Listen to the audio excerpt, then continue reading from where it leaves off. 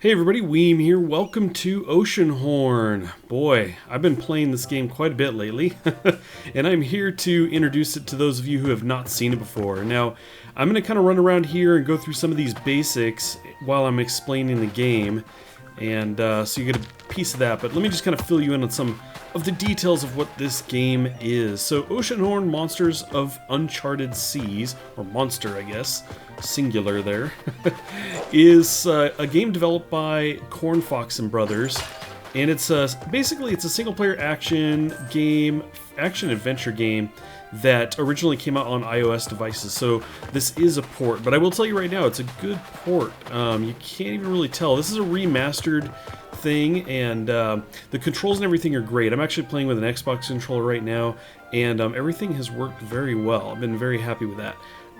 Typically disappointed with a lot of ports, but not in this case. So let's see. I'm going to kind of step into here and just throw some pots around. I'm going to break pots so we can get some coins and everything while we look around. But so this game, and as they say, the graphic design, the gameplay and graphic design are inspired by Zelda. So that's probably one of the first things many of you picked up on. So see, I can't open that till I get the key. That's right, that's right. Yeah, so inspired by Zelda games, and they say most notably Wind Walker and A Link to the Past. I was talking about this being a port. It is a remastered version, though, and so they say things like there's been a huge graphical and technical overhaul. The game is much more suitable for bigger screens now and better hardware and everything. So that's very cool. I have not played this on iOS at all. In fact, I had not heard of this game until somewhat recently, and I reached out to the developers because it looked so fun. And I've been really missing playing like a Zelda game. The last one I played was Ocarina of Time, which I love, but that was way back in the day on Nintendo 64. And back when it was relatively new, that was the last time I played it. So that's the last time I played any Zelda. So it's been quite a while. When I saw this, I was like, oh, this is my chance to play a Zelda-like game on Windows. Very cool. And I think I will go down there in a bit, but let me step back down here. So yeah, they say that the game's been redesigned to the physical controls as well, so it runs great whether you're playing with a mouse or keyboard or the gamepad. And like I said, I've been playing with the Xbox controller, and it's been great. I have not played with mouse and keyboard, but I'm assuming it's cool. Yeah, bust this guy down. Kill an enemy with a ceramic jar. Haha. We do have some achievement-style things we can go for in the different islands that we move through. So anyway, that's something to keep an eye out for. In fact, if I bring up the menu, well, let's take this guy out really quick. I'm so weak with the stick. So let's see, if I bring up the menu here, you can see there's really not a whole lot here. We don't have items and spells yet. We do have some quest items down below, those shards there. You can see that we've got some challenges here, the pocket money, just to the right of my cursor here. Smart guy, not far from the tree, not far from tree. And it'll tell you, what you need to do to get that. There you go, collect your first 25 coins, things like that. So anyway, over there we also have a level. We will level up as we progress. Once again, we got items. We can actually watch the videos again if we'd like.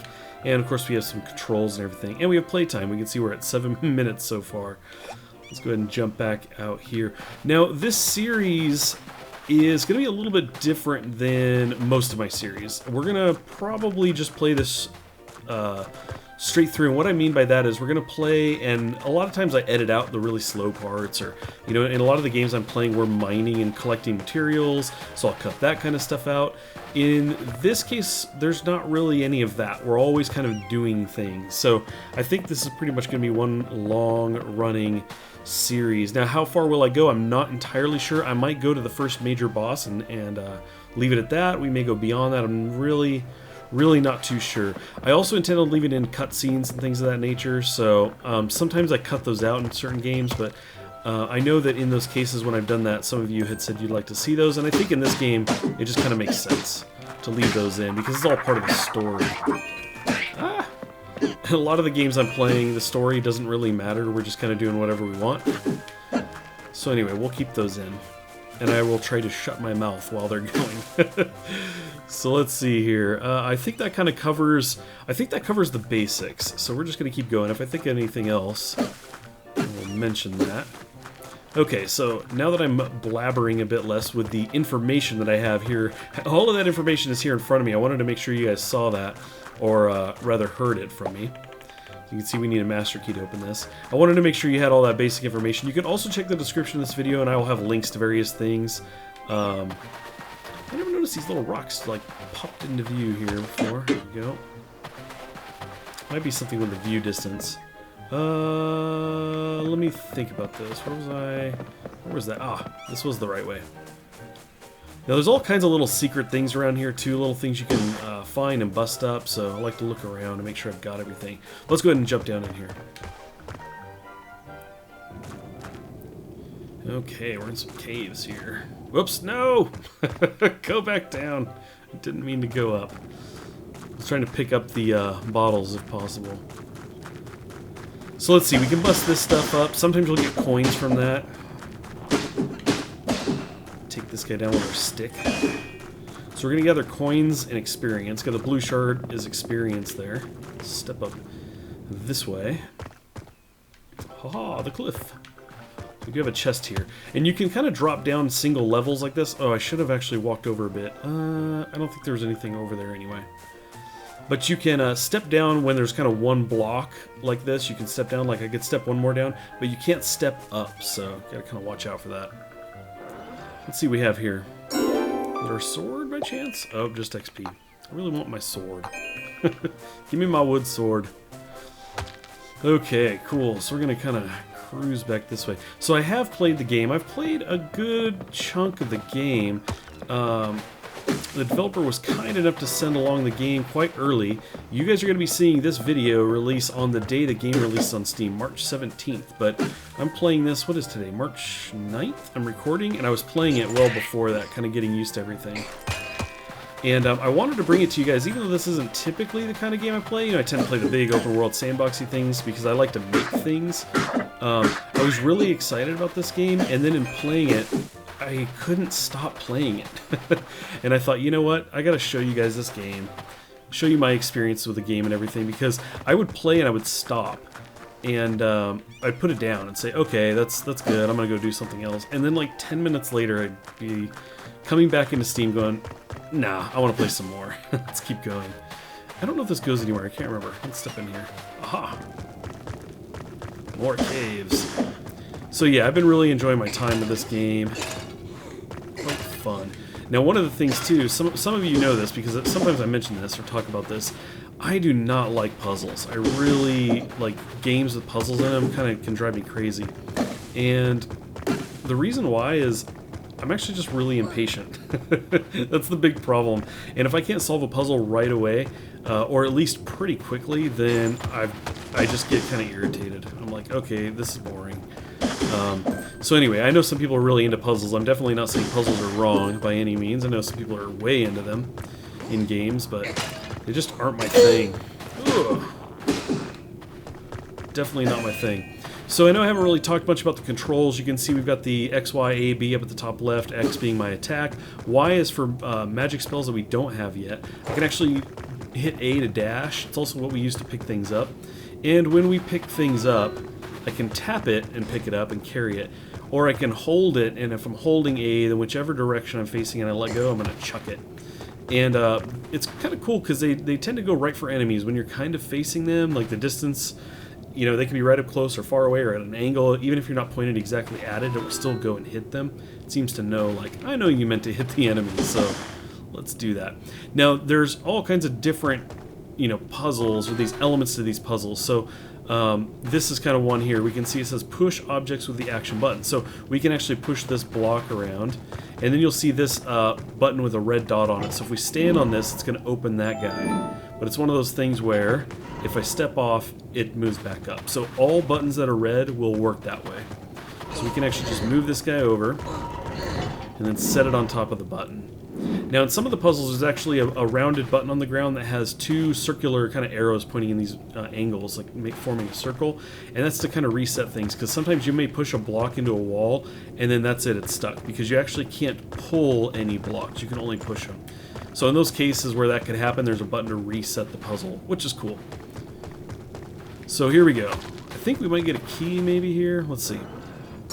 Ah, this is just a regular key, but that's cool. We did have a chest. I think it was that required a key. I know there was the one in the place that requires the master key. We'll have to roam around a bit. Smack this thing around. Okay, let's keep looking. Now, can we swim? That might be something you're wondering about. You actually can swim, but this green meter above my head is kind of my stamina, and as you swim, that goes down, and if that goes all the way down, you die, and you just kind of start back at the beginning of the current island you're on, or if you passed a checkpoint, which you probably saw was this kind of machine-like box that that glowed as I got near it. And that's kind of like a checkpoint, so you guys probably guessed that already. So here we have the blue button, and I think that's just always stays down, yeah. Okay, so let's go ahead and here.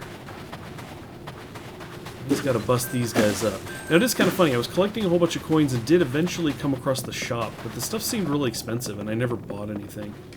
Kind of hoard my money. I'm like, I don't need those things, it's cool. I don't need that stuff. Okay. This bat flying around up here. Let me grab this rock. There's the reset button, so it's kind of like an hourglass style thing too. Where'd he go? No? Okay, we can set that down. There he is. Where are you going, buddy? Get over here. Now, one of the things to note about this game is that whenever you step through like a zone, smack. Whenever you step through a zone and it kind of does the transition, it actually resets the level. So if you come back, you're going to have all the mobs where they were again, kind of spawned again. So let's see. Let's go ahead and check the sign here. You can pick up any kinds of things. And then that tells you that that's a reset button. We're cool with that. Okay, so that... Let's go on this one. It's been a bit. I'm trying to remember now. I think that's what these are for. Let's see. No, actually, am I remembering wrong? Yeah, I think you might have to have both of these. And that's what's happening here.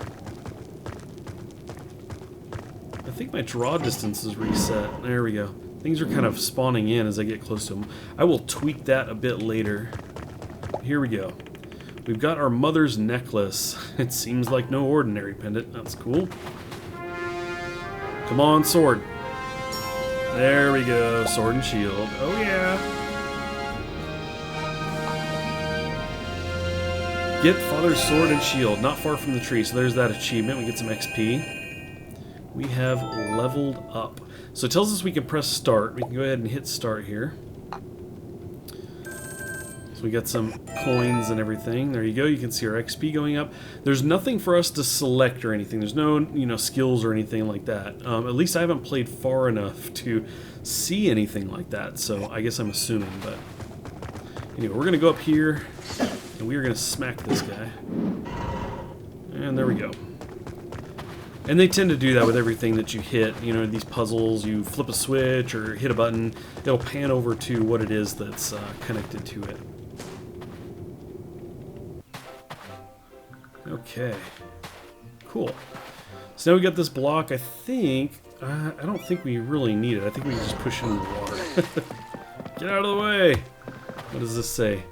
Okay, open the menus, and here we got another chest. Cool.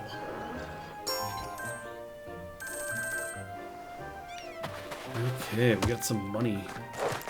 Oh, I probably should have stayed up there, huh? Oh no, that came down, that's right. Now, some of the islands that you go to, there's actually areas that you can't access until you get certain items, so that's going to seem familiar, and you're going to, end up going back to those places once you've got the items that allow you into them, so... Let's see here. Again, I'm just kind of picking up things. You'll notice that even these kind of, the containers and things respawn as well. The bushes end up cutting down the same things. So here's our checkpoint again. Yeah, let's talk to him. So we found our sword and shield. Now he's got the necklace. Talking about the necklace glowing. How could I be so stupid? I have a story for you. This is where Weem shuts up. A long time ago, these islands were the mighty kingdom of Arcadia. The Age of Enlightenment led Arcadians to outstanding scientific discoveries. Engineering and magic ran deep in their blood. A foul war began as Dark Lord Mesmeroth, who had once been a promising candidate for an archmage, led dire folk armies to a war against Arcadia.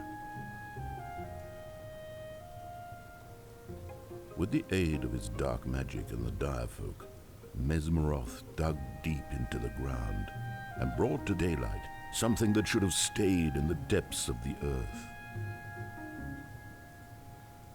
Tryloth, a mass of dark energy left over from the creation of the world. Black boats arrived to the gates of Arcadia, carrying the dark energy Tryloth. Soon the light from the world and from the hearts of men faded. The once flourishing society disappeared into the darkness. After the catastrophe, 3 sea monsters appeared. One of them was Oceanhorn. Oh, it is a vile creature, born under the dark burning light of Tryloth. Although all of these monsters were powerful, only one has survived up to this day.